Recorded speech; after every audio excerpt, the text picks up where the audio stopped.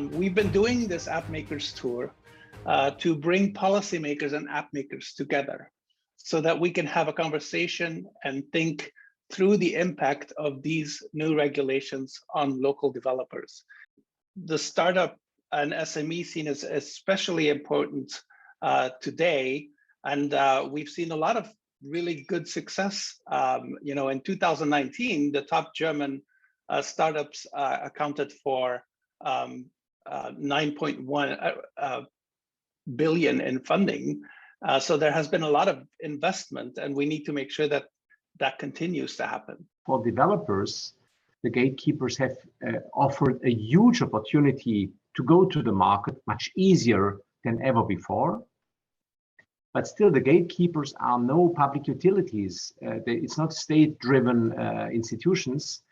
They have interests to earn money, and where they can do it without control, there is a risk of a monopoly. So the argument, yeah, the consumer like it and it's so practical for us, unfortunately, it's not the point here. The other side, however, is that the rules that we have to do for the app stores have to be fair as well in relation to them, because they are not a free lunch that you can eat several times. They have invested in this for their own business, because people that use the iPhone can profit of this, and the developers can go there, but we cannot oblige these gatekeepers, these app stores now, to offer everything for free. Indeed, I think apps and app stores are really an integral part of the digital economy. The German position is that with the 80 people envisaged in the European Commission, that will just not be sufficient, given that we talk about the five biggest companies in the world. And that's why we have tabled a proposal how to make use of the existing resources in national competition authorities. Let's take a look at the business perspective. So we're available across all platforms, Mac, Windows, iOS, and Android. And we're clearly seeing on the App Store by far the highest customer lifetime value, you could say by a factor of 10 and more. And we believe that's because it's the minimal purchase friction. It's a unified distribution model for us, so we can be very, very efficient as developers.